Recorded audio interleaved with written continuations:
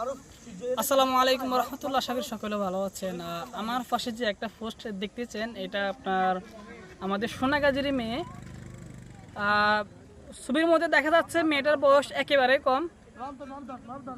এখানে যে মেয়েটা যে মারা গেছে, মারা যাওয়ার পর এখানে অনেকে মেয়ের যে মেয়ের স্বামীর পরিবারকে কিন্তু দোষারোপ করা হচ্ছে। তো এখানে আমি বলবো শুধু এই যে মেয়ের স্বামীর পরিবার কিন্তু দোষ করে নাই, এখানে সর্বোচ্চ শাস্তি দেওয়া দরকার মেয়ের পরিবারকে। কারণ এখানে যে মেয়েটা মারা গেছে, মেয়েটার বয়স সর্বোচ্চ 14 থেকে 15 বছর বয়স হবে, বা যদি 2 বছর আগে যদি বিয়ে হয় তাহলে মেয়েটার বয়স 13 বছর। 13 বছরে একটা মেয়েকে কীভাবে বিয়ে দেয়?